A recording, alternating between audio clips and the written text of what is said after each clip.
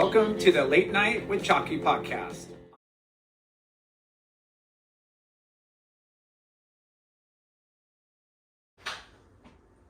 Friends and family, brothers and sisters, welcome to the Late Night with Chalky podcast.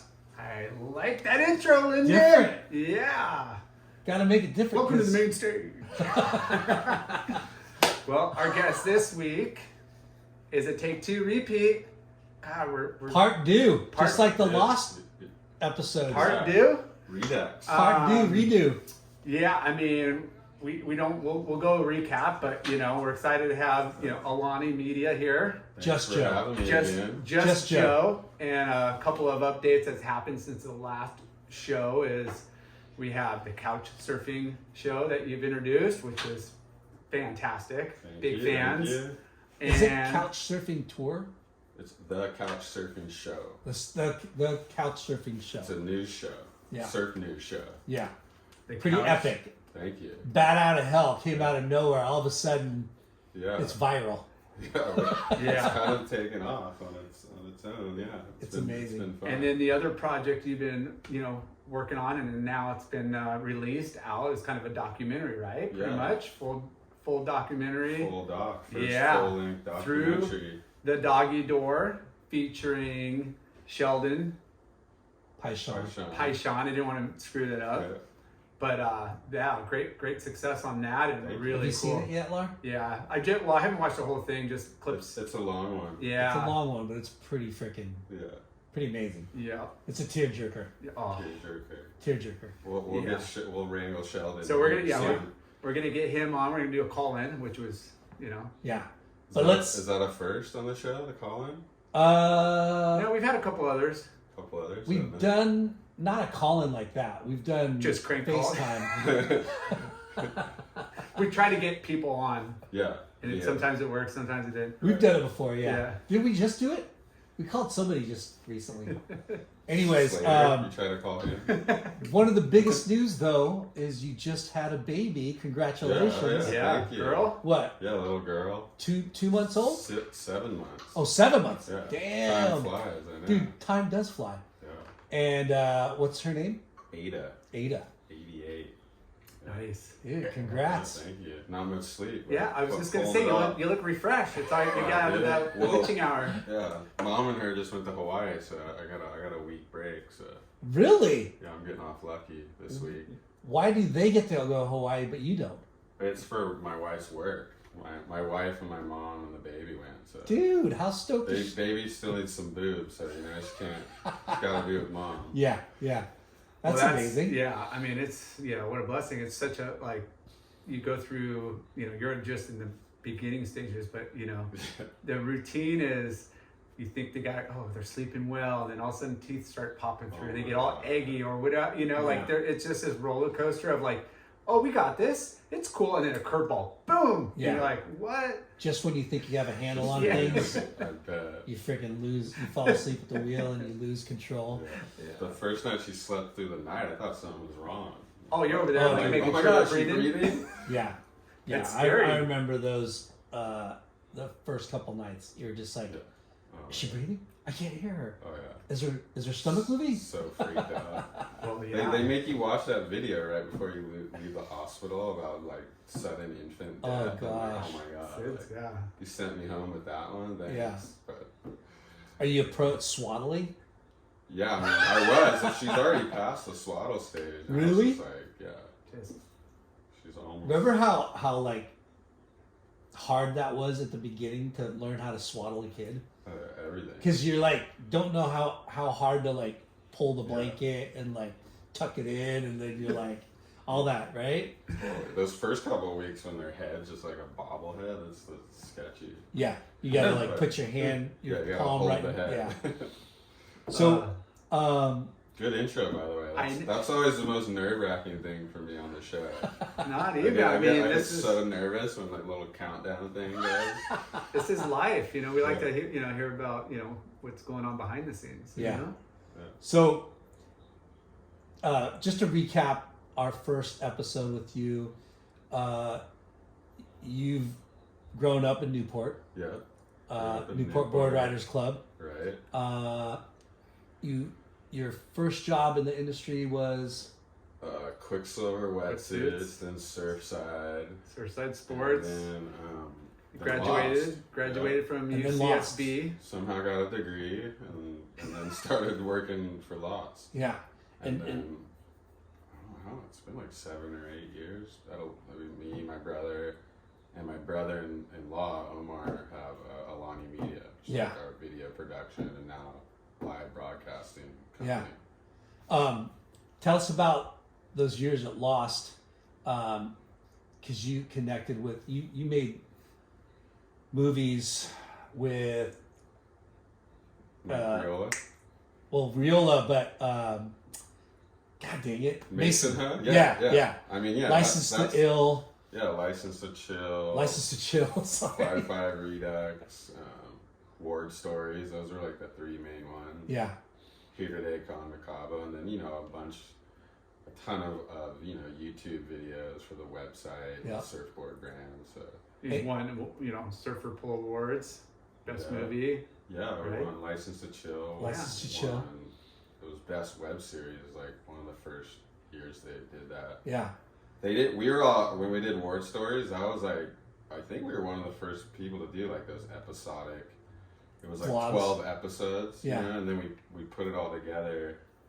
And at that time, they didn't have like a best web series award or whatever, and we didn't get nominated. I thought that was the best work by far we'd ever done, and we didn't get nominated because there was no category. They're like, well, it's not a movie, and we're like, well, dude, we put it all together. Yeah, it is a 4-hour movie. Like, Yeah. Yeah, you had to like create a category. Yeah. Like at that time, there wasn't like a web series award. Now there is. I mean, that's almost all there is. Yeah. Well, it's crazy to think how long you've been doing it, like making movies. It's crazy. And then your brother, also a surfer, right? Yeah. Noah? No, yeah. And he wasn't he? He was Chloe Andino's like Personal filmer for I don't know, 6 or 7 years. Like right when Chloe signed the big contract with Target, Nike, Red Bull, and then all those first years on the QS and on the tour. Yeah. Noah's basically attached at the hip. Yeah. Now, how did those two gotta connect? Through Lost? Through? Yeah, it was. Obviously Dina and Chloe have a really tight relationship with Biolis and Mike Riola, and they were like, I think they were literally like asking those guys like, hey, like Chloe's gonna sign this contract, and we're gonna obviously gonna be a big pro server, this and that. We're looking for like a 20-something-year-old filmer kid with no attachments. Yeah. And then I think Noah, he was filming here or there, like he had done an East Coast tour with Riola filming stuff, and so they're like, yeah, like we're trying Noah, and they did like a couple sessions like locally, and they're like, okay, like this is the guy, and then I believe once Chloe like signed all his contracts, like Noah was part of the deal. You get your filmer. That's such a trip. Yeah, he knows that was written in for sure. Like, hey, like we're gonna document like this, and here's a budget for the filmer. Yeah. You know, I think Smart. a lot of it was just so they could watch the footage, so he could study it. Yeah. well, he was the biggest thing happening, and The golden age of pro surfing. Right? but you can Golden only days. But you want to work. You're gonna be traveling, and with people, you want to know them or at least get along and have that kind of cool like camaraderie bonding. He had to go hang out with them, and they were kind of giving like a testing stage, and they're like, okay, like this guy's cool, because like you said, you're gonna be with these people like day in and day out. Yeah, you're sharing a car, room, or at least cooking, traveling, like airplane. Totally. Basically, your best friend. Planes, trains, and automobiles. Your travel partner. Until you miss a wave in the clip, and then you're fucking. Then you're in the bad house. But I think a lot of the trips, like, because sometimes here and there Dino wouldn't come, and those guys were too young to rent the cars and all that, so Noah would be like the chaperone too, like, because he was the only one old enough to rent the car. And he'd be like cooking the meals. He'd be doing a lot of stuff because they were just like full grom still, Yeah. Yeah, there's a lot going on when you travel, and you need people to pull their weight. So, moving into the couch surfing show. your brother and your brother-in-law have a media company. Yeah, us three are like Yeah. business partners in Yeah. Alani Media, three ways. And actually, Omar, my brother-in-law, the other partner, he's really technically savvy, and he was keen on all this live stuff, and we just started messing around with it, like with these. There's people on Twitch, and they do this like live stream where people just walk around the streets with this backpack that live streams. Like, guys have millions of views, and they're just like walking around the subway in New York. So that was like The inspiration. yeah, that was some of the inspiration, and we wanted to like diversify the business. Like unfortunately, the video business is somewhat of a race to the bottom. Like there's so many people that can video and do this and do it good. So like we're like, well, what could we need to start doing to differentiate ourselves somehow, and like this live broadcasting, live streaming, we had to start somewhere. So that was kind of the inspiration. He like DIY'd this backpack that would We live talked stream. about this on the podcast too, Yeah, right? maybe we'd done it then. And the big like I think the show wasn't out. He did it at the contest, Yeah, the US exactly. Open. Yeah. So that was where this came in to test it, Exactly. and Yeah. they couldn't get their Wi-Fi up that first day. yeah, no, they didn't have a broadcast. That It was day. our interview was right after that. Yeah. Yeah, Right. maybe it was after that. Yeah. Yeah. Yeah, we hadn't started the show, but we were messing around with When the live you thing. actually did a live one Yeah.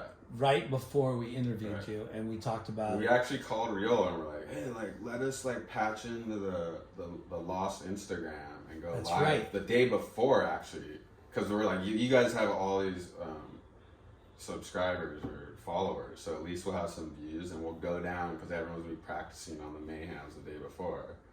And we went down and did that, and then someone told like all the kids, they're like, dude, no one's broadcasting the first round. So we're like, oh well, let's just come back tomorrow and we'll like broadcast the first round and act like we're the broadcasters. Yeah. Because they're not having a broadcast. If they were having a broadcast, like we wouldn't do it. There would have been no point. yeah. And yeah, we went down. and, It just gave you the opportunity to. yeah, we're like, well, no one's broadcasting. Like, Yeah. this And it could be wasn't like good. you're worrying about scores and catching all the waves. You're just getting the vibe of the beach vibe, Yeah. and people and a couple waves and it- people. We were walking following the around. scores on the phone. It was pretty loosey goosey. Yeah. Yeah. But But it eventually, kinda everyone went caught viral. on. Yeah. All the competitors were like chiming in, and Coco's reposting, oh, you can watch the live heats here. And like we got through 4 or 5 heats, and then the WSL guy came and like shut us down. Yeah. And 'Cause I we remember- shut down right away. We weren't there to like make some stink. We were just like, oh, you want us to turn it off? Like, no worries. Yeah. I remember talking to Chad Wells about it, like, and maybe even Ryan Simmons. Like, people were talking about it, Yeah. you know, like, Because people, those guys everyone wants to see them. Yeah, I mean, yeah. the hardcore fans are like, dude, where's the first round? Like, we want to watch that. yeah. So it caught on, like, within one heat, like, everyone's texting each other, oh, you can watch it here, you can watch it here. And then that's when, like, the WSL or someone must have heard and, like, came down and Yeah. Well, stopped it's us. it's such a great idea, both for like obviously to get the viewership, Mm-hmm. like but Yeah. the heats is just part of what goes on and behind the scenes, and not have it so cookie cutter, kind of like Yeah. pre-production, like just dialed. It's kind of loose, and Yeah. that's what's appealing is don't know who you're going to run into. These aren't like set up interviews. You're just kind of cruising around. Yeah. Is that him? Oh, no, it's my dad. Oh, I knew that was someone's gonna call. that's fine. Should we pause or? No. Okay. But it's kind of that grassroots, a little like edgy and not polished, and it's kind of like our show. Yeah.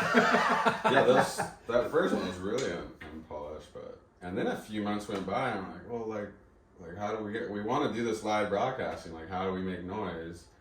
And we all like concepted and came up with this couch surfing show thing, and really Omar's like a lot of it's his vision, the look and feel, and like you said, it looks pretty loosey goosey, but like we spent a lot of time on how it's gonna look and branding and all this. There's a lot of pre-production that goes into it, and we made a decision like, look, if we're gonna do this, we can't just do a one-off. I think we're like, okay, we're gonna Series or let's do 11 and we'll call it a season or something. So that was one of the main things. Like, we can't just do it one off and wait like 3 months. We're gonna do it like, let's bang out. And which one was the first one? Huntington. The first one that was at 56 with Spencer Purdy and Sage Burt. Okay. Just because that was like the easiest, like someone had to take a chance, you know, like. Well, the short beach, you didn't have to carry the gear too Yeah, far. and that's like my local spot. They're my friends. Like, hey, can you do this? And Spencer, he's always looking to promote the Ben Carlson thing, and then Sage is a young pro surfer, so of course you want to promote yourself. But that was the first episode, and it went well. And like, honestly, like, gotta give more credit to Omar because he's like the technical genius that figured out how to shrink this high quality webcast into. It's basically a 2-man crew because I'm just talking. Like, if you think about it, there's replay, we interact with the audience, the quality of the stream looks insane, like all of that stuff, the switching different angles, all the camera angles. The master of that. Yeah, like I say it on the show, I'm like, I challenge any surf video guy to figure this one out. Like, go for it. Yeah. No one I know is gonna figure it out except this guy. Like any broadcast, a 1-star QS, I mean, you're talking like 6 people, like minimum. Yeah. Camera angles, graphics guy, replay guy, this and that. It's literally 2 people. And we forget about that if you're not privy to all those technical things that you need to prepare for and do. You know, like, which is probably why the WSL they must not have had budget to run a webcast that day.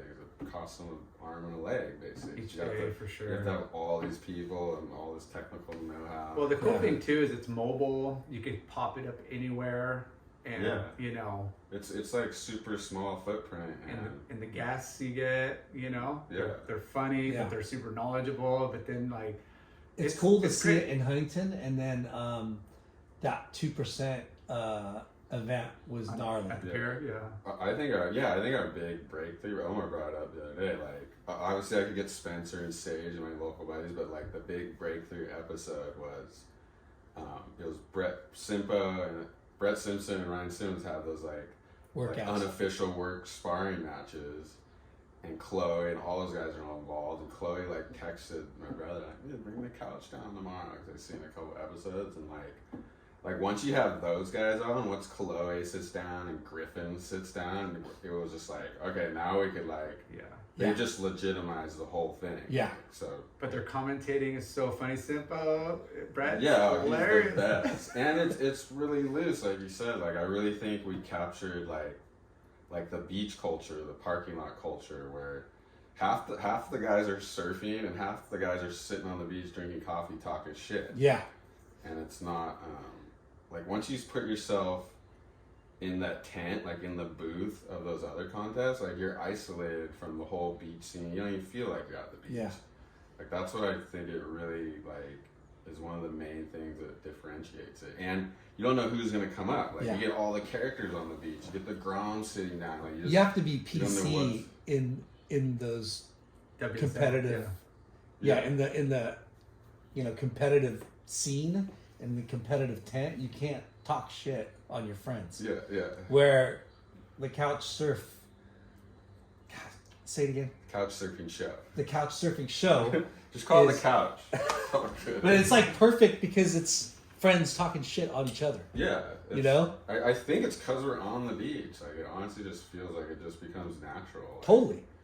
Well, that's what a lot of people say. But people are comfortable and you know. Surfers are comfortable on the beach. Yeah. Like, and then. But going back to you, not, you know, it's that parking lot vibe or whatever. Most of those surf turkeys can't even do a turn or whatever. So you're getting the banter and like the back and forth with guys that are well respected, that fucking rip. Yeah. You know, and they're talking shit. So it's kind of like.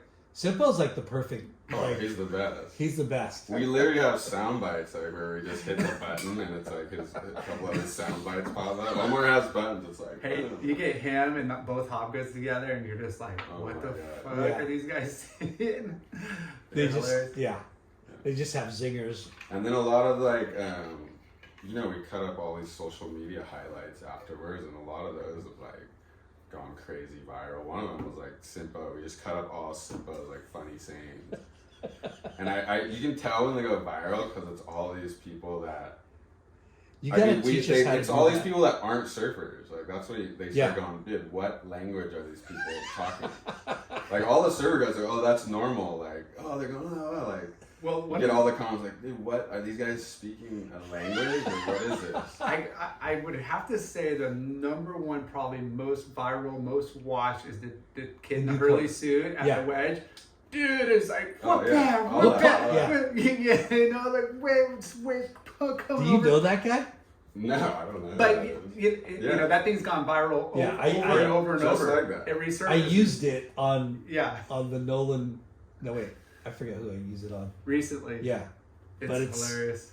yeah. I mean, sometimes the highlights blow my mind too. I was like, dude, we didn't say one word of English. We were just making sound effects.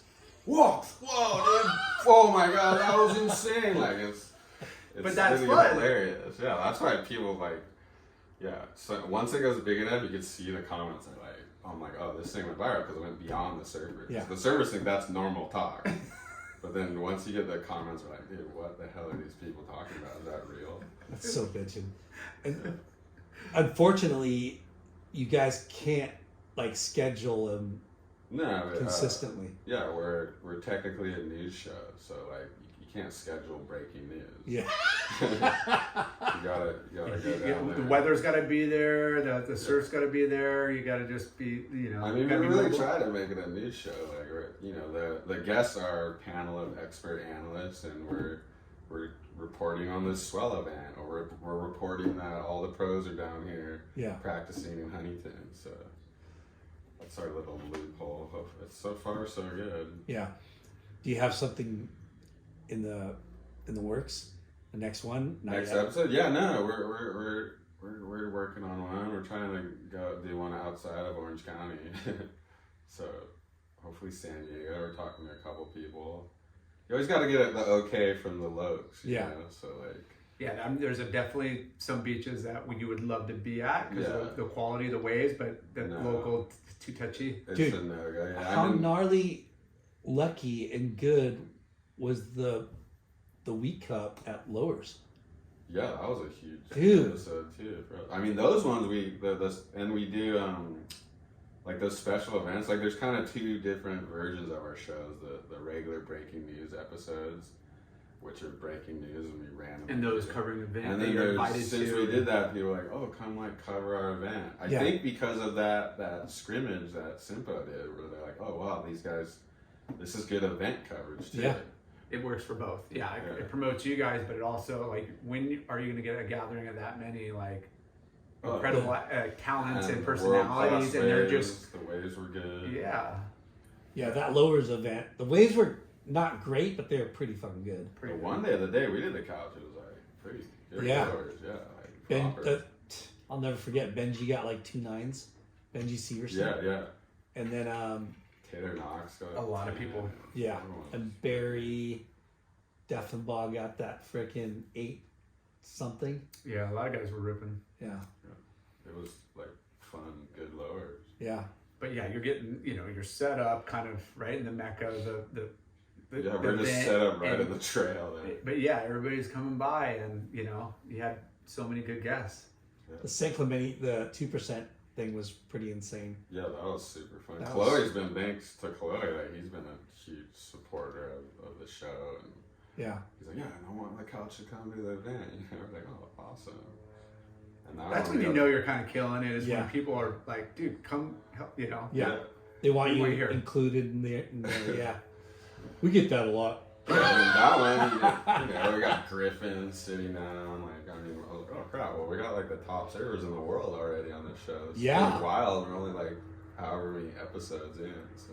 And you don't really, outside of maybe some social media posts on those guys, because they do some are pretty open, like Griffin, but when you're watching them in the WSL, it's in or before after a heat, and it's just always this kind of cut and dry, and it's all they're so focused. Where this, you get more of the personality. They're a little like guards down, and they're having fun, and they're not. Yeah, I think like that first time Chloe sat down at that scrimmage, I went back and watched. I'm like, dude, am I tripping, or is that like one of the most honest, coolest interviews I've heard Chloe do? Like, because I know him pretty well. We're just rapping out, and then you know, you're commentating. It goes by so quick because half the time there's the action going on. So like you're commenting on that, and it just every time we do the show, I look over at Omar. I'm like, how long have we been going? Like 20 minutes? Like, no, you've been going like an hour or more. And we're like, whoa, It goes so Yeah. quick. it goes so fast with the action. You know, it just breaks it up.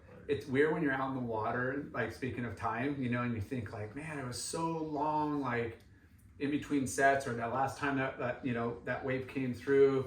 But as soon as you take your mind off that and you're doing other stuff and you look, you're like, you know, the time goes by quick. Yeah. Like when you're filming, you know, like I think, you know. Sometimes that goes by slow. I mean, if you're filming surfing, but. Yeah.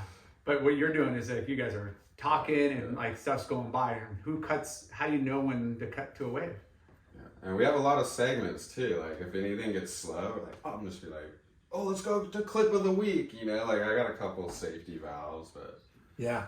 it's a trip. Like some of those, like the Clohe one, it was like 8 hours. I was just like, by the end, like I was losing my voice. I was just like, if you watch me in the final, like I don't even want anyone to come over here. Like I can't talk to anyone anymore. Like I'm just gonna watch this final. Like Yeah. Don't you guys like you have put like segments in your shows? Like we have the kook meter, clip of the week. There we go. And then we always have highlights of all the guests. The kook meter, that pisses people off pretty good because one of our only sponsors, like steady sponsors, is Kook of the Day. So we do the collab post with them, and he's got a way broader audience than us, and those are the ones where people are like, dude, these guys sound like a valley girl, like all this shit. People just start crapping on me, but it's pretty funny. But that's, you know, they're like, you know, Kook of the Day is like a viral, like, you know, huge. Yeah, huge. yeah. But the content that you're putting out, the content they respect, the content that they want to support is so This is core. all the stuff that we how want to pissed- see. How Yeah, pissed if- people get off about it because we're just like, we're talking about this. It's ridiculous. It's the most stupid thing. Like, how should you wrap your leash or shouldn't you? You know, and then like people get so angry. Like, dude, don't take it so seriously. Don't take the surfing so seriously. Like, but it's funny because that is part of like surf culture. Like This kid, Duke, my son, and I think I brought this up. Yeah. We were at Lowers, and this guy comes in, he like asks us for like a leash string. He's like, yeah, like my leash string like broke or whatever. And my son looks over at him. He's like, what, you don't know how to duck dive? oh my god, And this guy like cooped out by an 8-year-old. Jeez, And it was just like 8-year-olds are ruthless just nowadays. calling it out. Like, why'd that happen? Like, he doesn't understand, like, you know, leashes could break or the leash string. He does just like, like, how'd it break? Like, you don't know how to duck that? So honest, but yeah. Kids are the best. But they know, like, the kook meter for sure. Yeah. Everybody does, right? Like, we know when we cook it all the time. But there's so many things that you could ask about that. Etiquette, surf etiquette, wrapping your leash, I mean, wetsuit in the car, wetsuit not in the car. There's so much stuff. I mean, it's the most in our minute, world. funny things, but every surfer is like really thinking about it. Like, Yeah. Like I asked Corey Lopez and Chris Ward the leash wrapping thing, and they had like a full thing. Like Corey's like, well, I go home and like lay the thing out straight, make sure that it's straight, because if you wrap it, it's gonna get kinks in it. And Chris is like, I don't even have a leash, but like, it's cool. Like if you carry your board backwards, then it looks okay. Like I think like I don't know, surfing in the beginning was kind of about style and fashion. So, I mean, it is silly and stupid, but I mean, surfing's so much about body language and style that it does make a difference. Preference. Well, look at all the claims that you see when people like, you know, do something good. There's personality that is shown, you know. Like there's the silent. We talk about that. The silent claims, you know, the FU claims, the whatever. Like there are so many. There's goofy, all the little nuances. But it's so personal, just like style, just like, you know, how you look and, you know, how the way you carry your board, all that. Dude, stuff. that's so funny. I carry my board one way, right? Cookie way. How many ways do you carry your board? I mean, one way. One way. I could probably tell, like, just from far away, you guys walking down the beach, like, oh, this guy knows how to surf. Yeah. Just by the way the board's being held. Yeah. Paddle, the way they paddle, All that. everything. That's what I mean, the body language, everything is like, and all those little minute details. Yeah. But the simplest thing too, carrying your surfboard. That is so like non-significant, but it's so significant. Yeah, I mean it is petty, but it's like, dude, that's what we're looking like.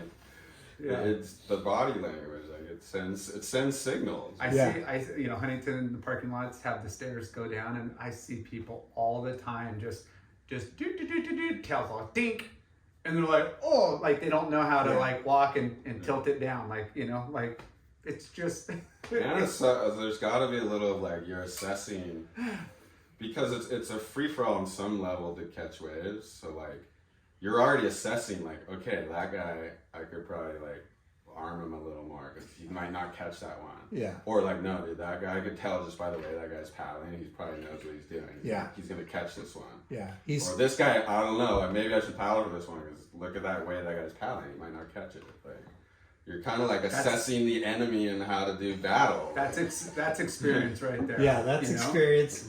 That's a man that knows 56th Street.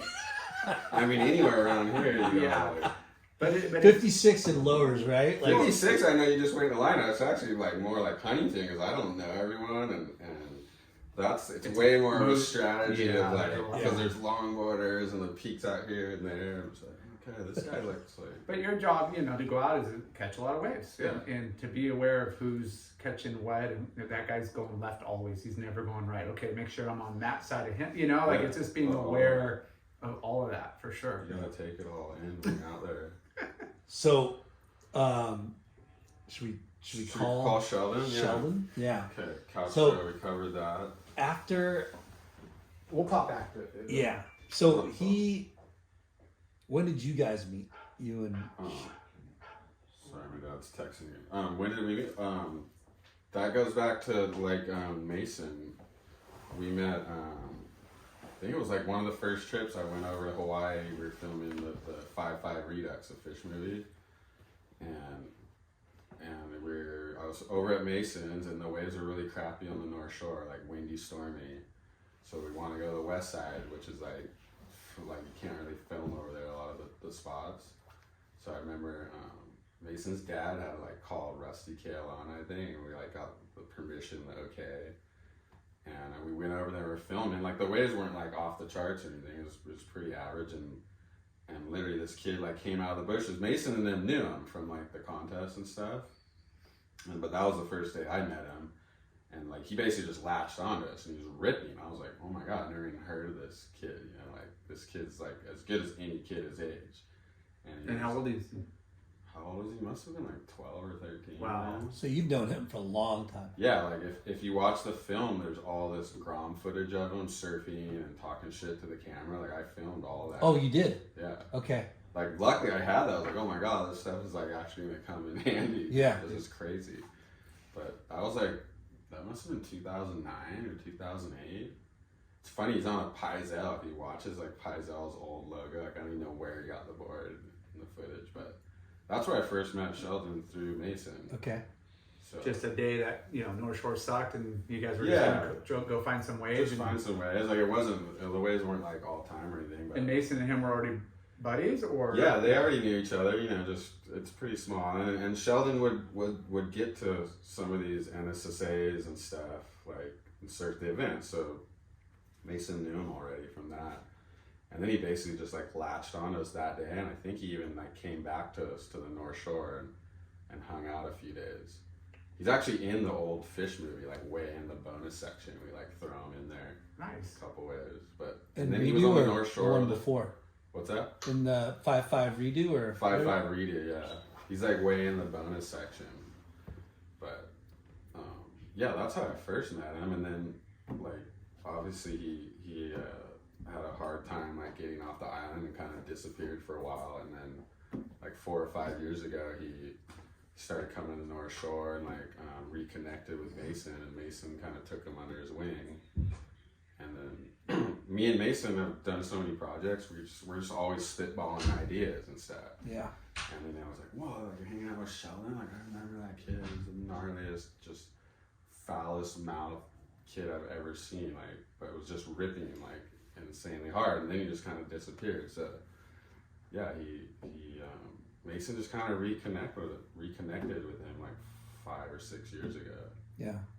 And then I was always intrigued by his story. Like, it was just insane that he was even here and alive, and he still was a world-class surfer. Like, he started traveling with Mason. Mason started taking him everywhere. He's getting all these clips, and the way it was actually like the story is like kind of a hardcore documentary about his whole childhood growing up homeless, but it actually started, the original idea me and Mason had was we wanted to get him sponsored and document his whole road to sponsorship and becoming a pro, because he'd been so isolated. Like, he didn't have his passport till like the year before, so he didn't, like, all these kids around here probably know who the sales rep is, how being a pro server, all this stuff works. Like, he had no clue about any of this. So we're like, oh my God, this is like, we have a world-class surfer that's so like in his 20s and is pro level. Like, it would be like so funny to document him going through all these new things, like getting the box of clothes and this and that. And then that's so crazy. Which we talk about like all the time, and you know, like that process of getting sponsored, getting that sticker, getting free stuff, like well, it's, you know, when you're going through that, when you were going through that whole thing where he doesn't know any of that and he comes out of nowhere, and you know, when you think of basketballs that come from the ghetto, no, well, not just from the ghetto, even the ones he wants in on the internet, perfect, and then like guys that come from Africa, right? Hold on. Wait, is almost ready? You're live. We're live. You're on. FaceTime. We're just gonna do it like this. There's no FaceTime. It's better audio. Okay. But yeah, we're gone. You're live. The phone's next to the microphone. How you doing? It's Shell Dog, right? Shell Doggy Door. Shell Doggy Door. Welcome to the podcast, brother. Yeah. Thank you guys. no, thank you, man. This is epic. We were just kind of getting into your story, and I was just telling them how we started the original concept of the story or the film. So, Shell Dog, tell us how you got into surfing. So got into surfing because we lived in the west side in Waianae, and it was either the beach or the roads and the streets. So my mom would always make sure I was at the beach, and I was always like jumping out of the house, running to the beach, and surrounded by all my friends that like surf. So that's pretty much what's like the key to like success, you know, is the ocean. well, we know a lot of kids in Hawaii start young, you know, because it's like you said, it's escape and to keep you in out a of good, trouble. a good environment. When did you pick up a board, like surfing wise? First surf? When did I pick up a board? Yeah, like like how old were you when you started surfing? I think I was about 8 years old when I first started riding surfboards. Who gave you your first board? Who gave me my first board? Yeah, where'd you get it? I think Johnny Boy Gomes, my cousin, gave me my first like shortboard I ever had. Are you guys? I was riding all his boards. It was like 7.0s and just made for a guy that's 300 pounds. Yeah. Now, are you guys blood relatives? No, he's my blood cousin, my first cousin. Oh, nice. Yeah, epic. Runs in the family then. Yeah. Yeah. Nice. So That'll help you get waves. Runs in the blood. Nice. And Where was your go-to spot surfing over there? Miley Point or Straight to Macau Beach. straight to the shore there? Yeah. Oh, you should see him, like the way he surfs Macaw it's crazy how they time the backwash there. Like, yeah, it's such a hard wave to ride. It's so gnarly. He times the backwash like blowtails, airs, and stuff. It's pretty amazing. It's like one of the slowest waves probably in the world. But like, if you get it down, it's like definitely one of the funnest waves. that's epic. And how when was the first time you met Mason? So I met Mason when I was about maybe 13, 14.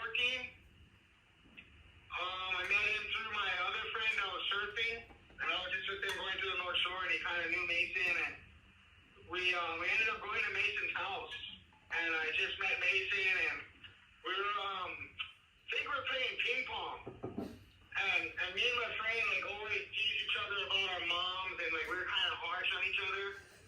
And Mason was just so rattled, he had no clue. Like he thought Heisen was the nuts guy, and didn't meet me yet, and he just seen me like teasing this big kid and like almost making him cry, and like he just wanted to cue me in. And Mason was like, "Damn, like who's this little guy? Like I want to like bring this guy around more." And it just like clicked from there and started going like every other week. And at the time I was homeless, so Mason would give me boards and clothes, and they'd come down to my camp, and Uncle Mike actually gave me a little dirt bike one time when I was young, and that pretty much almost fucking ruined my life too. Yeah. I think I got off the dirt bike. Why was it a crash? Yeah, I didn't want to crash it. Everybody was like, "You're gonna crash that thing. Get rid of that thing." So I got rid of it. So the whole family took you under their wing early on. I mean, not really took me under my wing, but Mason was just there to help me, whatever I needed, Yeah. Yeah. I was still living, like, I was just going rapid, wherever, like, I wasn't really living somewhere, Yeah. Now, what were you? My parents always had the camp at the beach, but I was just everywhere, like, all my friends' house, and I didn't want to sleep in the tent. I was over it. Yeah. I watched the documentary and saw a lot of the stuff that you went through. Fucking gnarly. Yeah, there's a part where me and Mason like split up because she was helping me for a little, and then how it goes. Like I kind of went my own path, and I started messing up. And not gonna lie, I was doing all the bad things, drinking and hanging around the bad crowds, and my surfing just went out the window. I didn't think about surfing, and I kind of like found my girlfriend, and I kind of like started getting my head back in the game, and Mason seen me kind of doing a little better, and I had a little backing on my side, so he kind of like swooped in and said, "Hey, I can help you. I want to take you on a surf trip." So I was like, "Oh, sick, that'd be sick." And I didn't know that Joe and Mason were kind of planning out the little story because it was like a surprise for me. But it all worked out really well. I'm very thankful. Yeah. Well, going back though, were you? How did you get to surfing contest? Did you start early and like it? There's a guy that's in our movie. His name is Heisen Linky, one of my best friend's dad. And he used to take us to the contest when we were little, try to help us out, give us a chance, take us to the events, and feed us and bring us back home. And Keanu sings I that. wasn't really into it then. And then along the line, there was Charlie Carroll. And Charlie Carroll tried to help us as well. And once Charlie got on board, he started taking me to the contest, and I actually started riding good boards. Can get a few good boards, and I started doing good in the contest. So I would say Charlie Carroll and Heisen was the ones that got me into the contest surfing. Nice. And you were winning them, right? Oh, I was winning. I was beating all the road, the junior road champs that come back to Hawaii, and it wouldn't beat me. I would still be the champ here at home. So we're like sponsor. How did you get your first sponsor? They were scared to sponsor him. With Sonny Garcia. It's a long story, and I went over there to the house, and I was on Affliction. And I also was gonna get sponsored by Volcom. This is another gnarly story. And so I got Volcom. Everything was all good. They had a house here in Makaha, and somehow that night the ladies' purse that was going with Clint McConnell got robbed in the house while I was there. So they all blamed me. I got the blame, the full blame. Oof. On taking the $1,200, and they kicked me out of the house. They took my board. They ripped all the clothes off my body. They're beating me, blaming me. I'm trying to tell them, "God, I promise you, God, it wasn't me. It wasn't me." And then, sure enough, long story short, but the kids got caught stealing at Brian Kielana's house, right on the same road, maybe a few nights later. And then they all found out that it wasn't me, and they all felt bad. But it was too late, I already was fuck all you guys, Yeah. I didn't want to go back with them. And then after that was Affliction. That's another long story. And I had all my friends around, and also God bless him, my friend that just hung himself, Ronkin, he was with me in the house, and I don't know, some iPods went missing, and of course I got the blame, and I couldn't like say it was Ronkin or I would have got beat up, and just typical wine things. And so my first sponsor was probably Affliction, I would say. That was my first sponsor. Through Sonny. Yeah, it was through Sonny Garcia. What the hell did you wear from Affliction, bro? So they made like fight gear, you know, surf shorts and shirts and clothes and stuff. Yeah. So we were just like using their clothes. At the time, I didn't really know anything about it, so I was just taking whatever I got through Charlie Boy. So I don't know if Charlie was like scooping half of my stuff and just like taking advantage, but whatever. I was a little kid and wasn't really smart yet. Where did Keanu and his dad fit in that timeline? What? Where did Keanu and Tommy Singh fit in that timeline? That's another story. That was like when I was going to the contest with Charlie and stuff, and Uncle Tommy seen me, and he like wanted to help, and I was super cool with Keanu at the time. And Uncle Tommy would bring all the top dogs to come surf with them, like Clay Marzo, Heisen, and all the guys that were like kind of gnarly at the time. So I was always like trying to get in with the crew, and I don't know, for some reason I went in, and Uncle Tommy just like, he like fell in love with me, and he wanted to like adopt me and make me his son, and it was all good. I was about to go with him, and I just like last minute I didn't want to leave my parents. Yeah. Because I didn't want to leave my mother on the beach and just abandon her, you know, just because of, oh, these guys got a big house and they want to take you to school and have you follow your dream. But in my mind I was like, yeah, but I'm not gonna feel complete, you know, leaving my parents like that on the beach, which I know it probably would have been a good idea now, but at the time it wasn't to me. So, Yeah. anyway, Uncle Tommy was there. He wanted to help me, took me in, and then all of a sudden I started beating his son at the contest. That didn't go over well. I don't know if we should use this for the live, but there's not Uncle Tommy on my heart. But, You're already live. okay, we're live. But anyway, I started doing good in the contest, and things changed a little, and it got a little awkward. And me and Keanu went from like best friends to a little rivalry, and you know how it is surfing. And we never really grew apart as friends. We always was friends, but we definitely wasn't as close as we was when we first started, you know? Yeah. Yeah. Now, I love Uncle Tommy. I think that he definitely helped me out a lot. I love that guy. yeah. Going back to when you were a Grom, what boards were you riding? So Just- when I was a Grom, I was just riding anything, any board I could find. Broken nose, chipped stag, broken tail.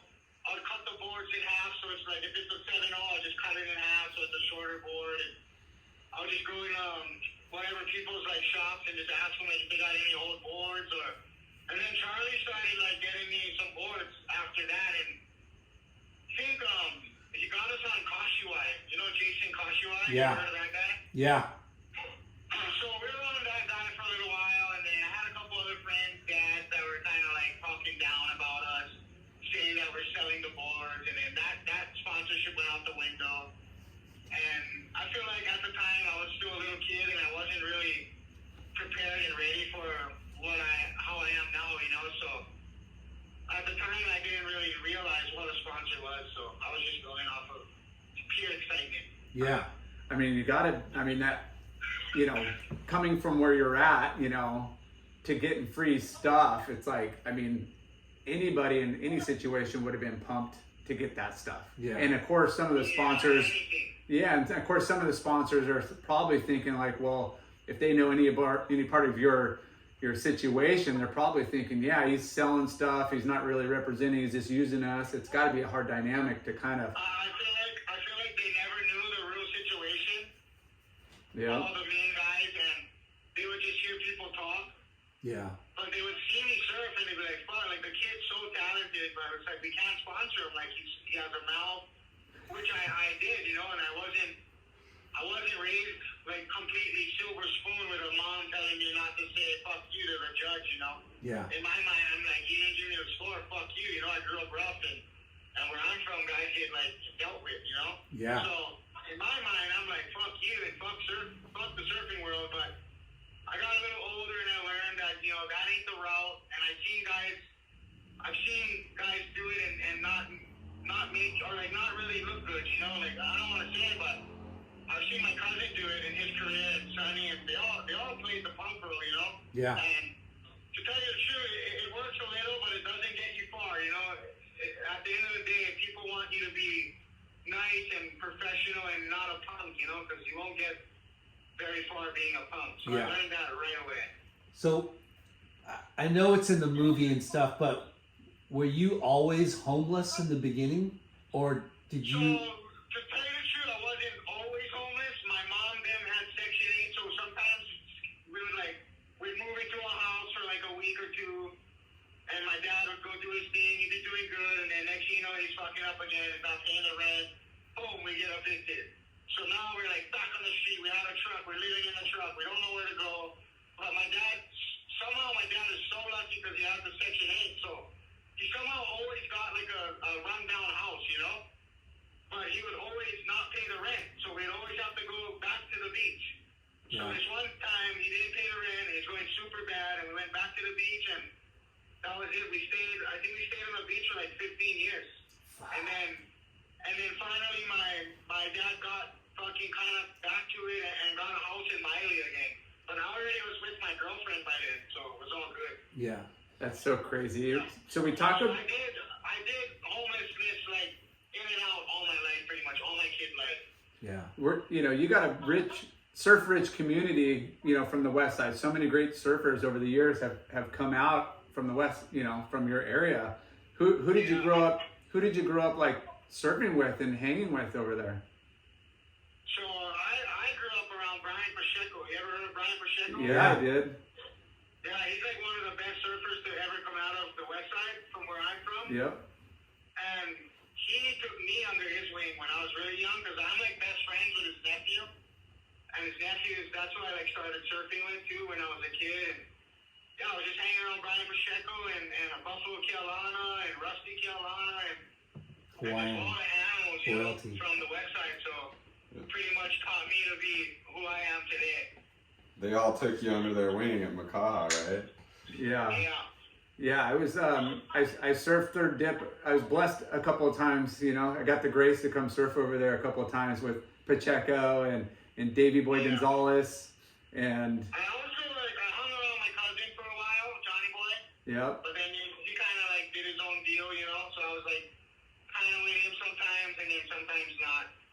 Yeah. Keep that arm's length. He was just shaking up the world, so I was terrified of him. Yeah, he was intimidating, that's for sure. Yeah, So- he was gnarly at the time. So Joe told us the first time he met you, he and Mason went to go surf Makaha, was it? Or just West Side? Just West Side, yeah. I The film. remember it was at Cal, and I don't think Joe knew that I lived on the beach, or maybe he did. Mason might have told him, and he was like, yeah, and then Mason came down, and just came out of the bush, he was like, what's up? Ready to surf. And Joe was just mind blown, never seen that before. And I think it touched Joe's heart right there, right at that instant, and Joe was like, fuck, we gotta do something. For sure. I Yeah. think that was the moment that Joe kind of realized that this is more than just a surf store or a surf lake, And how old were you then? 12, 13? I was like maybe 15. Oh, 15. 12, or 13, 15, around there. Yeah. And then you and Mason became really good friends then, right? Yeah, we became brothers after that. And then you said that you kind of went down the wrong path. Yeah, so I was doing good, surfing with him, eating all his cereal at his house, staying there for weeks, not going home, not brushing my teeth, not showering. But I went back home and I got caught up in the bad crowd and the bad situations, and I kind of went astray of surfing for a little while and doing the bad things, Yeah. And then I met my girlfriend, and her dad is like a badass skater, a badass fighter and surfer, and he kind of pulled me into his house and talked to me and told me we can help you. We'll help you get a bank account. Just don't steal from our house. Don't hurt my daughter. And and everything will be good. I was like, yeah, I love your daughter. I'm not going to hurt her. I want to change my life. And next thing you know, I started doing all the competitions on my own, and I somehow won the QS in Tahiti, and Mason seen that right away. And Mason was like, I think once I won the contest, Mason was like, okay, like, this is heavy. Like, this is like a real movie, you know? Like, this kid is actually, like, coming from nothing and becoming something, like. Fuck yeah. And I think once I won the contest, it hit me right there. I'm like, okay, this is it. This is what I want to do. And I always wanted to be a pro surfer, so. How old are you? I know I'm not at the top right now on the world tour, but I feel like me and Nathan, and then like there's a lot of free surfers that is unique to the surf world.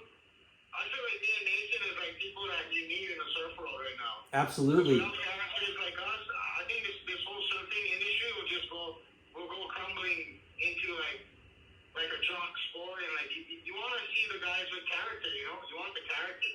Absolutely. How old were you when you won that contest in Tahiti? I was 25 years old. Wow. So So that was 3 years ago, 4 years ago. Wait, no. 5 years ago. 5 years ago. 5 years ago. And And then since then, I've been making semis, quarters, every event. It's like, fuck, I know I'm gonna crack the final again soon. I know.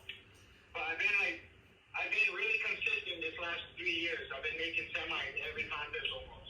Quarters. He was in the U.S. Open this year for first year. That's A couple great. challenger events. yeah. That's incredible. Yeah, we talk about like, you know, people, you know, kind of extending the olive branch out, you know, and trying to help, but you know, they got to see it, you know, on your side too, you know, and it felt like you had some good opportunities. That's what I mean. Like people like the surf back in the day, they were like, oh, we can't help this kid, we can't do this, but they really don't know what I came from. Yep. And for me to still be here and doing what I'm doing is literally a miracle. Yeah. Because people that like me that was in my shoes, they would have buckled a long time ago. And I got people that was in my shoes that I knew were so talented, and they're dead and gone, you know? They Yeah. hung themselves or they're in jail. It's like it's just a crazy world we live in here on the west side. It's so crazy to hear about that, because when we think Hawaii, we think of paradise. You know, as surfers from different parts of the world, you know, there's ugly places in every place, but Yeah. like where you come from is, dude, that's paradise. We don't ever think that anything bad happens there, but Oh, it's definitely paradise, but there's definitely some dark places in paradise, you know? yeah. That's what struck me, how it blew my mind that first day. Like, it's such a juxtaposition over there, like just turquoise blue, beautiful water, and then tents on the beach. Yeah. I feel like this story is like really important for kids around the world, or just not even surfers in general, just people. Because compared to a silver spoon kid that has everything that he wants growing up, and for me to not really have much and follow my dreams and to at least get to where I am now is like literally a miracle. So Yeah. I want to thank Joe, and I want to thank Nathan and Alani Media. Thank all you guys for putting us on the podcast. Hell yeah. Thank you, Sheldon. The world gets to see it, and they get to start liking my Instagram posts and maybe content. That's what we're here to promote, here to celebrate, you know, everything you've accomplished, man. It's huge. So, how long were you on the dark path after being friends with Mason? I was on the dark path for like 5 years straight. Fuck, man. That's crazy. Yeah. And what? You know what it is? It's when you don't have much and you see everybody having a lot of things, and you're just living on the beach depressed, and you know your only option is either to do drugs and fucking fade away, or to man up, be strong, and fucking fight the demons and just follow your dreams, you know? Yeah. So I had two choices. I could have stayed what I was doing, and I definitely wouldn't be here right now talking to you guys on this thing. Or I could have followed my dreams and just believe in myself to be what I am today. So Yeah. I'm just thankful that I'm still here. Yeah, Thank God.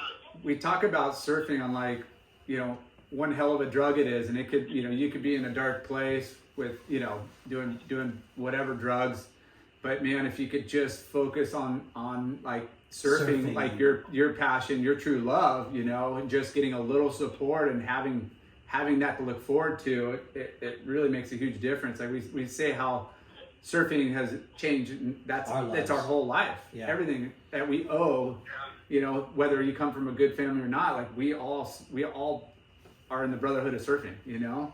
So, Yeah. Sheldon, you and Mason surf the gnarliest, shallowest, sharpest, heaviest fucking surf breaks around the world. Yeah, we don't, if it's not spitting fauna, we don't paddle out. So, do you charge it before Mason, or like, is it half and half? Like, what's the who challenges who first? Wait, say that again? Like when you go to these places, who goes out first? Who charges first? You or Mason? So it's usually either or. Sometimes it's Mason pumping me up, and sometimes it's me pumping him up. Yeah. So, say we go to the spot and it's pumping and it's shallow and it's scary, and I'm just like, wow, we don't gotta go, like, we don't gotta prove anything. And he's like, yeah, you're right, But I'm out there. we actually do. We actually do. And I'm like, yeah, you're right, we actually do. So we're out there, and we basically watch each other's back, like, on every wave, and we make sure we're all good, you know, and I know Mason's a guru in that reef stuff, and I think I'm like right behind him. I think I'm his little prodigy right now, whatever. I said prodigy. Yeah. Prodigy, yeah. I don't think there's too much guys that can handle with mates right now on that kind of waves. Fuck no, man. If you ask him yourself, he'll tell you straight, like, Sheldon will be right there, you know, with me, like, head to head. Yeah. Perfect surf partner for him. Well, like you mentioned, we need personalities. We need different types of surfers with different backgrounds, and the content you guys put out, it's freaking exciting and it's awesome. You guys rip, and I mean, there's no shortage of support. You just keep pumping out good stuff. Yeah.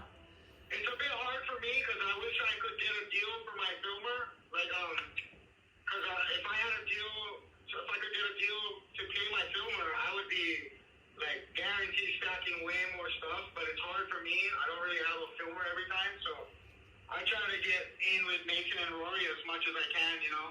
Yeah. And with whatever I can film on the side too. So my dream is to keep going on this surfing career, and maybe I get enough budget to pay my filmer, and I can do exactly what Mason's doing one day, you know.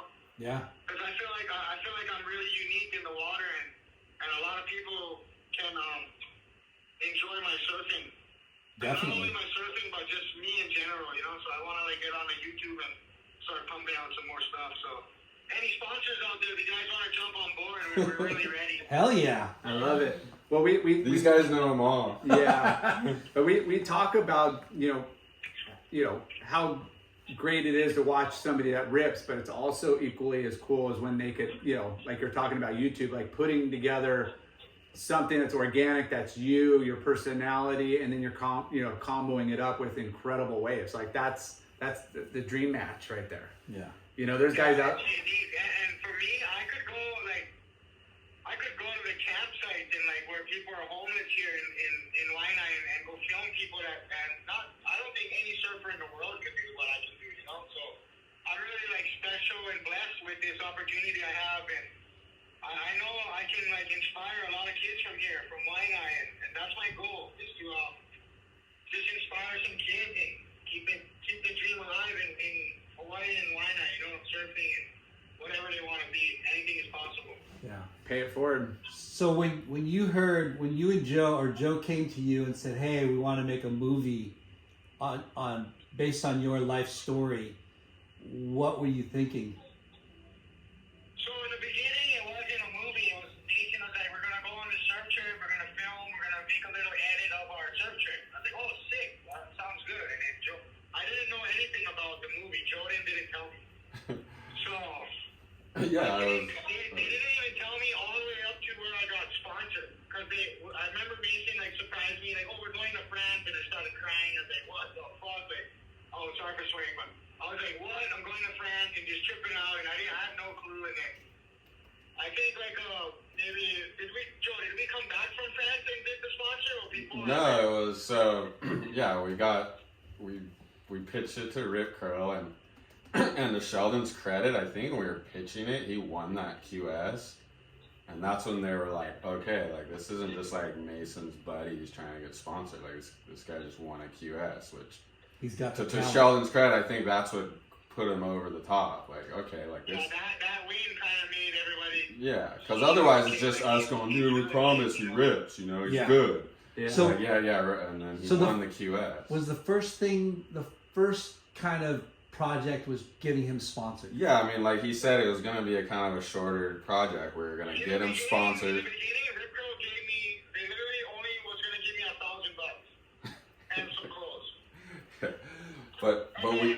The main guy, Neil, whatever, Rich, or you've seen the movie? Yep. Neil Ridgway, and then he was like, there's no fucking way we're going to give this kid only $1,000. Oh, tell him about that. Well, there's two trips. So the first, sorry, go ahead. Yeah. So after, I guess they made a deal, and then we flew up to California, and I signed the contract, and they started giving me a little more, and yeah, I'm just super thankful for Joe and Mason. But yeah, go ahead, Joe. Sorry. So the first, I might have told him earlier, like the first idea was to have, just it was gonna be like a short Rip Curl vid or a short vid we did.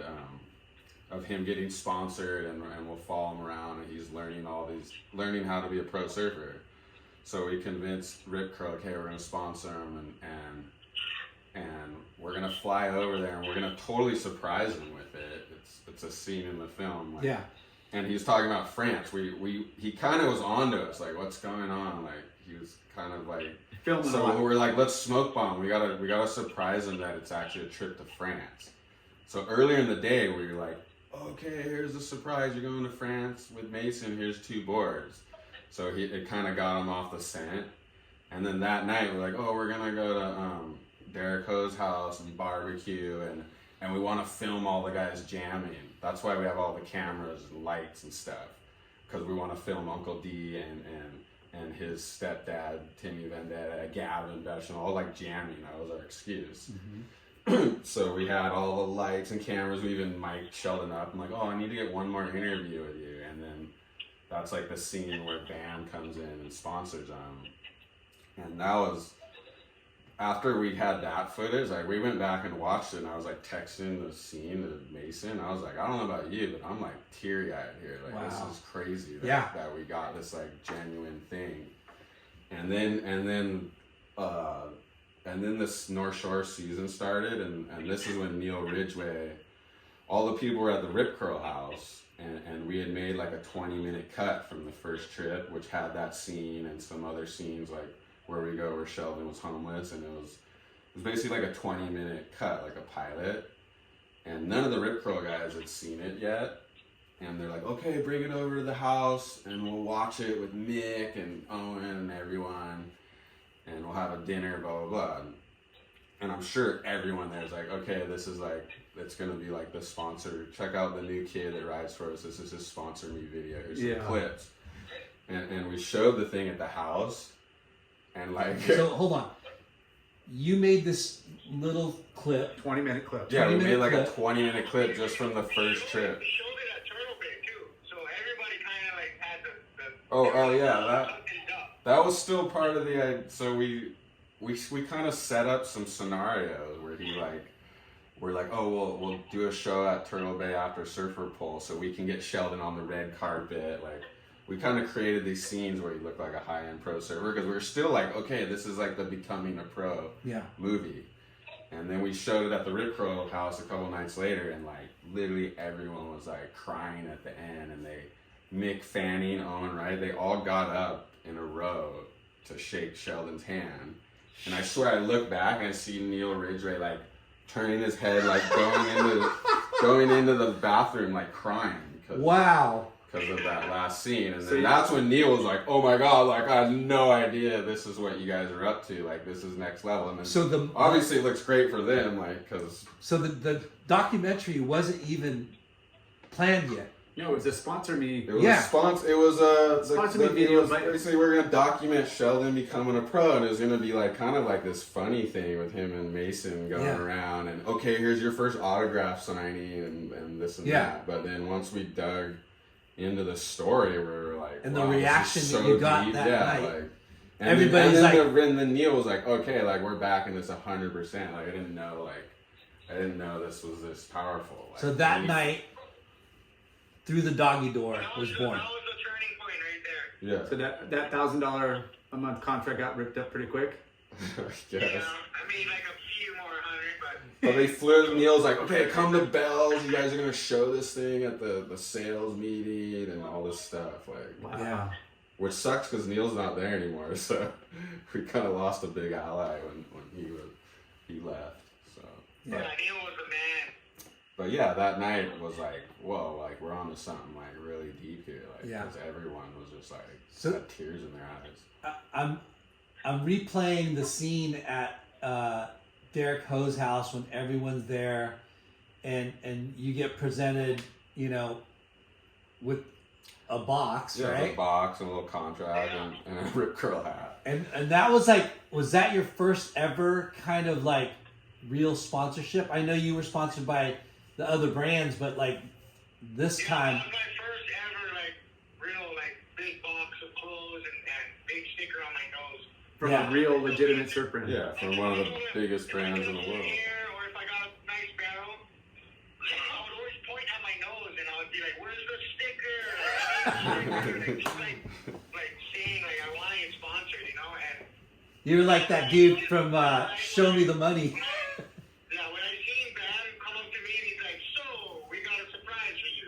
I didn't really know at the time, because I was like, oh yeah, I'm getting close to go to France, like sick, from Rip Curl. And then he's like, so you're gonna need this and that, and then he showed me the contract. I didn't even read the contract. That's how happy I was. I was just crying. And like I didn't care. I didn't even look to read the contract, how much they were giving me, because I figured, fuck, they're gonna take care of me. I'm so stoked, you know. It literally was like a moment in my life where everything just came off of my shoulders, and I don't know. It was just it was real special. Yeah, man. Yeah, I'm so glad it was documented, you know, like, because, you know, you guys could have just kind of cut it off at the, you know, sponsorship, and then you carried through and really told the whole story. I mean, when you watch, that was the part I was like, I remember texting Mason, like, dude, I don't know about you, but I'm like, got tears in my eyes every time I watch this. Like, dude, me too. Like, this is crazy. We, like, captured this genuine moment. Yeah, that moment just hit me hard because I just thought of all the times when I was little and all the hard times I went through, and I didn't even look at the contract. I kind of did later, and then after I looked at it, I was like, well, like, fuck, like, I mean, I think I'm worth more than this, you know? Yeah. I'm very thankful, though. Don't get me wrong. I love Rip Curl with all my heart. I thank him so much for the opportunity. But in my mind, I'm like, no. I was crying. I was like, yeah, I'm on Rip Curl. I got a sponsor. I looked at the contract and I was kind of like, whoa, what is this? Like, I think I'm a little more, I'm worth a little more. And ask for more. Once Neil seen the movie, that was it. They all kind of like realized how gnarly and how much I really appreciated it, you know? Yeah. That's so bad. bad. They get sponsored and they're just like, man, they just throw shit down and they're just like, whatever, you know? But to me, it was like, that was like my goal in life, and everything just hit me one time right there. So that was special. Who is lucky enough to sponsor you now? I don't know. I need some glasses sponsors, some fins. You got Lost Surfboards. That's pretty good. I'd be blessed to have any sponsor out there. I'm looking for any type of some help. You know, my board's got a lot of room for some stickers. So who are you riding for already? Let's pump those guys up. All I got is Quality Surfboard, Hawaii. They're a surf shop in Hawaii. They help me out with themes and grip pads, leashes, whatever I need. Then I got Ned Snow. He's a DVM. He's a grip pad sponsor, but he's got 3 kids right now, and he pays me like $150 a month. So I back him up. He's been there with me before Rip Curl, so He's cool. my guy. What's his brand called? And Rip Curl, that's it. And DVM. DVM. Okay. So DVM, Rip Curl, Quality, And Lost. and Lost. Nice. Yeah. Okay. Plenty of room on that board. Plenty of rooms. I could use some glasses. That would be great. Yeah. See? Well, we'll do some Pitching. scouting for you, bro. He's pitching it Yeah. right now. You got some allies here. We're gonna do our best. Thank you guys. So what's next for you? For me is so I'm like on the best path of my life right now. I was like really hard in alcohol all through my teen life, and took me this long to realize that alcohol is not the thing for me. So I'm like 3 months and 3 weeks sober right now. Woo! That's the best Congrats. I've ever felt in my life. My surfing's the best I ever surfed in my life, and my goal this year is get on the Challengers and try to get on the tour again. That's my goal. I was really close last year, but not close enough. So I want to just like stamp it, you know. Nice. And Other than that, I want to travel, go do some surf trips with Mason, get some clips, some big barrels, and just keep Rip Curl and all my sponsors happy. That's my goal. You know, there's this one show you need to get on. It's called the Couch Surf Show. I literally was on it once. He sat down for a little bit. That show's viral, bro. That Yeah. show's gonna blow up. It already has. We're trying to get on there. Wait till that couch shows up at Macau Beach. Oh, that would be Oh the my funnest. gosh. Paul talking about slang and the words and the edits you could do with just the verbiage there. Yeah. That would be a good one. That would be the dream right there. There's a lot of kids are looking up to me right now too, so I'm a big thing in Macau right now. It's pretty awesome. And I feel like if Joe could bring that over here, it'd be sick for all the kids. And That would be a get off the Rusty dream. Kill on the couch. And We need some sponsors too. Dude, we'll pitch it to Kook of the Day and Yeah. Hume and All them. Yeah. We'll get there one day for sure. That'd be a dream to do one in Macau. Yeah, and just keep living by example, and you know, hopefully you could you know, inspire those next generations of kids that, you know, have similar upbringing or just look as you an example to put surfing first. yeah, that's my goal. In the beginning, my goal was only that. All I just want to do, but my goal also is to like complete my career and keep going in surfing. You know, I don't want this movie to be it. You know, I want to do way more in my career. yeah. And I feel like this movie is just a stepping stone. It's just a start, you know, just Yeah. my foot in the door. And I got a lot more of Sheldon to show the world, you know. Hell yeah. So, I'm ready. When are you coming out to California again? I'll for sure be there this summer. I try to come there as much as I can. I really love California, and I love how the sponsors are all around, and I get to go see my board shaper, Matt, Matt and Keon, and all the guys. And yeah, California is awesome, so I'll definitely be coming and spending some time there. I like to come see Joe and come see his dog Lucy, you know, and the baby. Yeah. Yeah, You're I love welcome California. anytime. So I'll definitely be there this summer. Sick. We'll have to do a face-to-face interview next time for sure. Yeah. Yeah, then I can come and do a podcast with you guys. Yeah. Yeah, in person would be epic. Live one. Get you on video. How did you get into the goat hunting thing? Do you remember the first goat? How did you first start hunting the goats?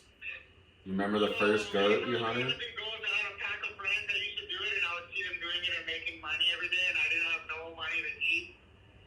And so I would go up into the mountains and catch the baby goats and bring it down and sell them for like $50, and I could buy me some food and whatever, water and whatever I needed, you know, at the time. What, you just catch it with your bare hands? I should go barefoot, bare hands, and catch the babies, catch the big ones, whatever I could. That's in the movie. Yeah. Yeah. Kind of risking my life too, and I realized it. I got stuck in it. I didn't want to do that ever again. What happened? You got stuck on the cliff or something? Yeah, I got stuck on a cliff and screaming, and the fire department almost came and saved me. I somehow got down right before they came, and my friend came running up the mountain. It was heavy. It was a close call. It's so gnarly. What about the? I got one more question. I got a bug. What about the Elias? How did you start riding the Elias? So he's like the 3-time champ at the Buffalo contest. Buffalo Carolina surf contest because it's always big boards. Yeah. So if the board's like 12-0 and I could barely turn the boards, and they finally came up with a shortboard division, but it was the Alani board. Wow. So I was like, yo, fucking right there, I can finally smoke everyone in this contest because there's no way they're gonna beat me on the Alani, you know. So I went from like losing in the Buffaloes every year in the big boards and doing all the other events, and then finally they came up with the Alani, and like I was like the smallest guy, and the first year on the Alani contest I lost. I got like last place because I showed up late for my heat. And then the next year I was like, okay, I'm gonna win this contest. I want to surf on this thing as much as I can. And I started getting like really good on the board, and the next time they had the event, I think it was like right before I went to Tahiti and won in Tahiti too. Damn. So I won the Buffaloes. I won the Alani division. Then I went to I think we were filming the movie at this time, yeah, Joe? Well, we're probably getting ready to. Yeah. Yeah, and then I went to Tahiti and I won the QS too. So it all that happened in like the same year. So I was all stoked, and then I won the Alani 2 years in a row after that. So Amazing. yeah, I kind of dialed that board in. So, if people want to watch the movie through the Doggy Door, is it still on Stab? Yeah, it's on Stab right now. Stab Premium. Stab, and I think it's going to be on Amazon soon too. In April, yeah, it's gonna be on Prime Video. Nice. It's epic. So that's the plan right now. Do people sell videos anymore? Like Downloads. Yeah, downloads. okay. And then Is there? That's what. Is there? we license it to Stab. So. Is there a take two? Second. In the making, or is it too early? Too early. Hopefully Sheldon wins the world title or something. Then we'll have to make another one. Make the tour, dude. It's kind of hard because we don't really have a budget for a number 2, you know? It's Yeah. to be number 1. We learned a lot of lessons. It's But hey, if not a we lucrative get a thing. budget, number 2 is going to be next level. Yeah. But I think I'm good on number 2, Doggy Door. I just want to I know it's a good stepping stone for me, but this is not all I want to do, you know? I don't want it to be just, the sad story becomes a pro and then where did it go, you know? Yeah. I want it to be, he becomes a pro, still going. Look at him, making quarterfinals, semifinals, still going. Wins the Pipe Masters, or, you know? Yes. That's my dream, so I want to just keep going. Well, you got the talent, and it looks like you're in a good mindset. So Yeah. just keep focusing and doing your best. Yeah. Yeah, thank you guys.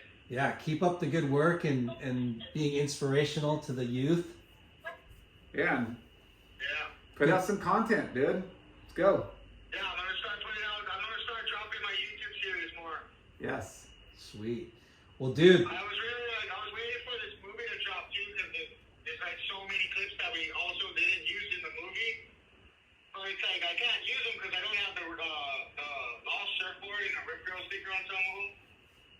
There's Yeah. definitely some gems on the cutting room floor. Go travel. Yeah. Nice. Well, dude, thank you for calling in with us. Yeah, of course. Thank you guys so much. Yeah. Yeah. Next time you're in Cali, we'll definitely connect and do an in-person interview. And you're surfing Yeah. Sunset? They just finished Sunset. I think Holly Eva's next. I made the quarters. Fuck yeah. Congrats. Yeah, Huge. Halieva's next? next.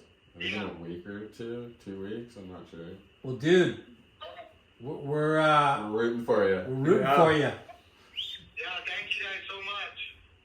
All right, man. Thanks for. I'm gonna go get a surfing before dark, but hey, I just want to thank you guys so much for letting me come on this podcast, and love you, Joe, and Love you too. thank you, Alani Media, thank you, Mason Hall, thank you, Rip Girl, thank you, Matt Biolis, and thank you guys. Thank you, man. Thanks, Peace Sheldon. out, bro. See you soon. Yeah, you guys have a good day. You too, brother. Late. Okay, bye.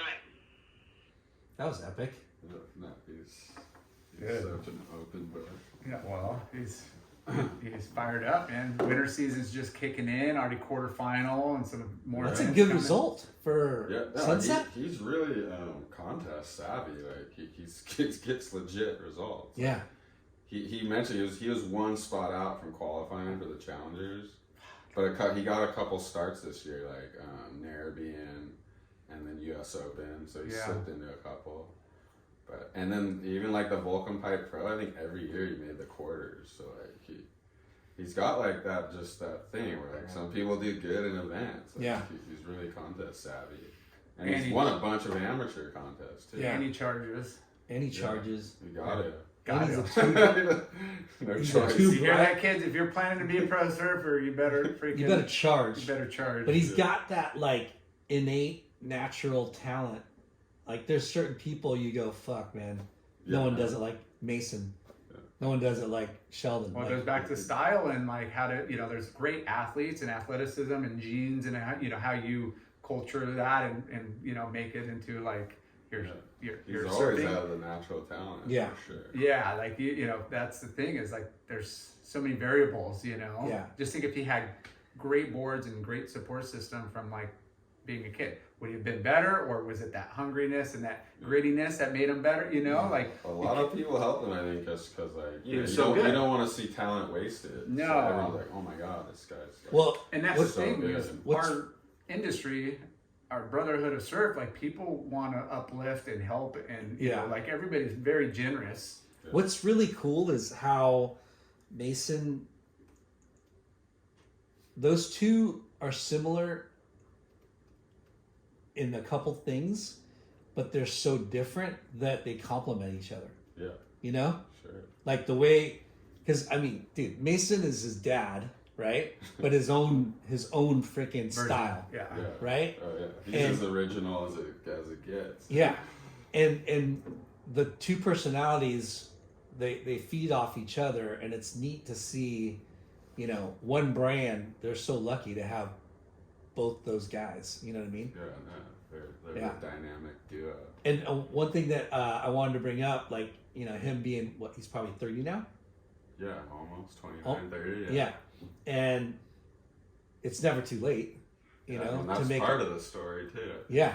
Because, I mean, you got fucking Kelly Slater, who's 51 years old, still trying to be a, world champ. And then you had another Rip Curl team rider, Pancho, didn't make the tour until he was 32. Yeah. So, that's a there's prime. There's definitely still time. He's still like so young and in shape looking too. Yeah, I mean that's the thing is surfing at one point was a young man's sport, meaning like you're aged out or retiring at like 25, and Kelly Slater kind of took that out of the books, but you take care of yourself. A lot of these brands are now more heritage and have generational reach versus like when they came out to the scene, they're kind of really only going after one demographic. But now we have third, fourth generation surfers, and there's a lot of room now versus what it was, 20, 30 years ago. Yeah.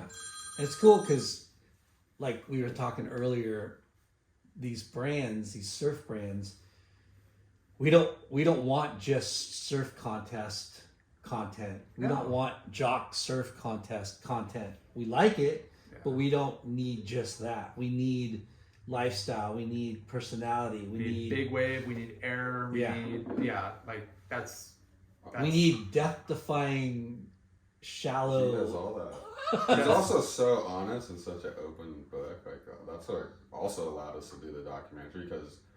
Like he hadn't seen me in like whatever 15 years, and on it we didn't know how it was gonna go, if he was gonna open up and share all that stuff. But like, he really opened up and shared it all. Like, you could hear him in just now. So it was like, take it away. You're gonna say everything, So after you guys showed it at the Rip Curl House, is that when you guys decided to make the movie?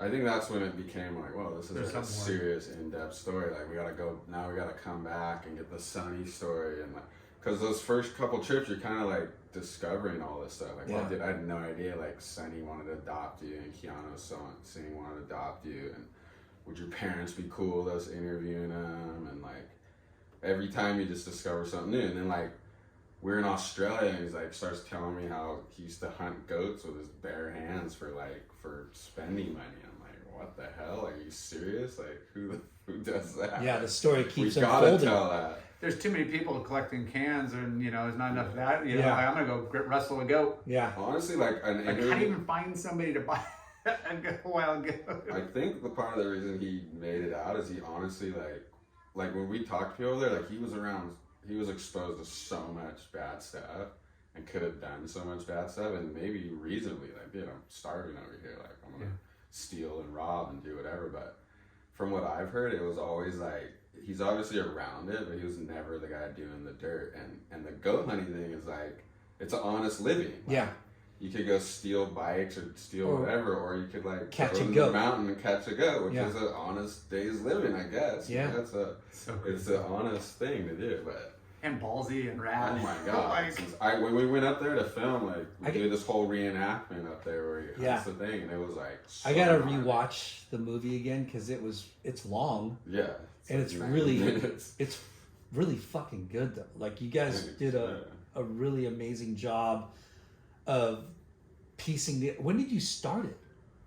I mean, we started it in like, what was it, 2019, whenever you won that QS. And then honestly, like, the pandemic put us back like a year and a half because we couldn't even go to Hawaii. Like, we had all these things we wanted to film. We were just like shut down. So When did you film the sunny stuff? That must have been 18 or 19, like Yeah. right before the accident or whatever. Yeah. That was one of like the first trips. Obviously, we got that one, but Yeah.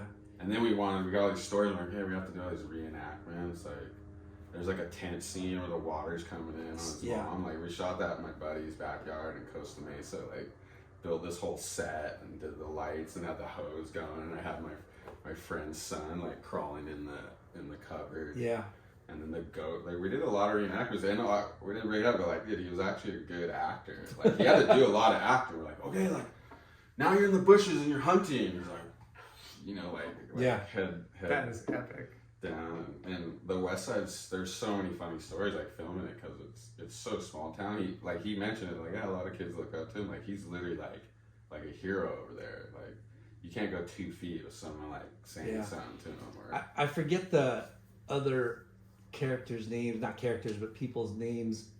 That one dude is all tatted that went to jail. That's his buddy who met Mason first. He's like, my buddy knew Mason, and that guy was, he was a national champ, all this. Yeah, he was gnarly. Yeah, he went to jail. So that was the guy. He's like, oh yeah, my friend met Mason first, and then I met Mason through him because they were all surfing the events. But yeah, that guy.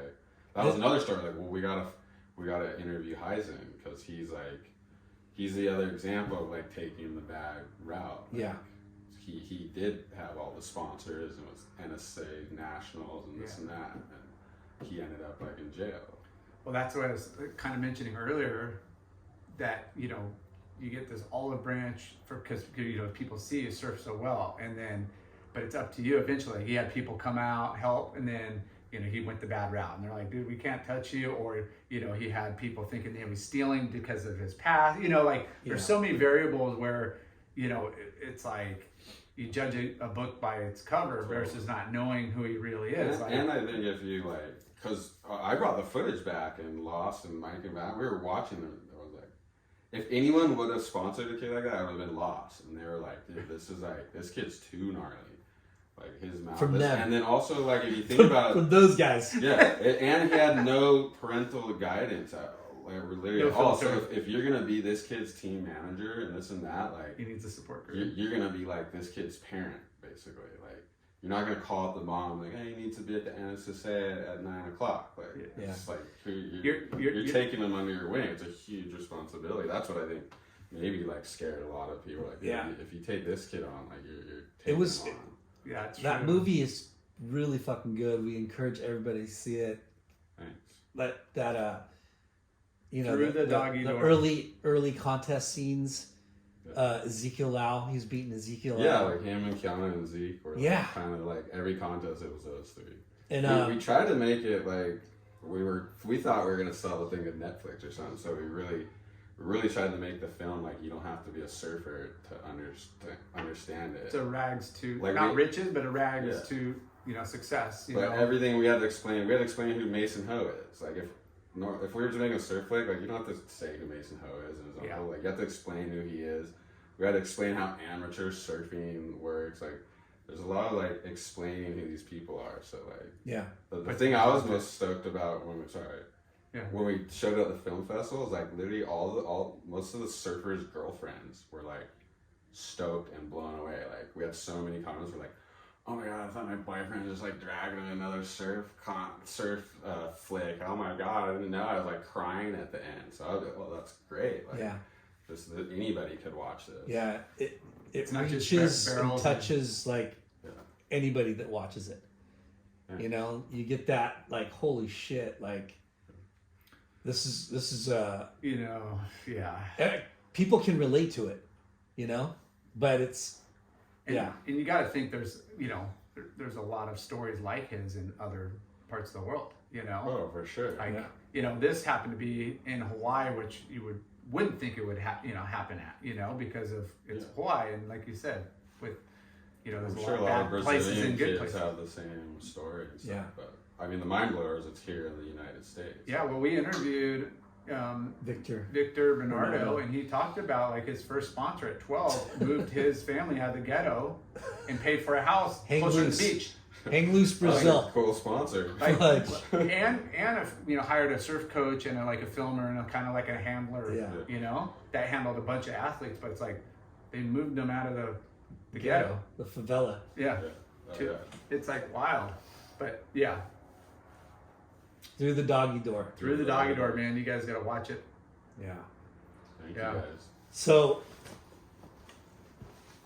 what's next for Just Joe? A bunch of editing for Speedo currently, but nice. Yeah, more couch surfing show. Like that's kind of our next, what we're really focusing on in the surf department. Hopefully, get it out of Orange County. I can't wait to get it in like some world class waves somehow. Like if you watch every episode, it's been like pretty mediocre. Like I couldn't imagine being somewhere where it's world class and you have like the top surfers out there. Like that's what I'm hoping for soon. So get on the road, get some sponsors. Get on the road. I need to become more of a salesman, and hopefully we get there. Dude, if you need Late Night with Chalky to be your microphone, just let us know. Well, you guys are doing it right here. So thank you. Yeah, this is awesome, and congrats on turning out a killer show that nobody else is doing, and you guys have. Gotta give credit to my partners. Yeah. Noah and Omar. Endless content, and it's just just beginning. And Alani Media, you guys do content for a bunch of different brands. You did Aloe, Speedo, all kinds of commercial work. Yeah. And then we're doing live streaming stuff. Like we're doing these MMA fights, UNF up next fighting. Trying to do the live streaming thing. So dude, that's a great niche. That's our new niche in our brand. So. Sick. Yeah. And if they want to hire you or book you for an event, just go to alani.media. All the info, contacts there, all our work's up there. ALANI. .media, It's not .com, it's .media.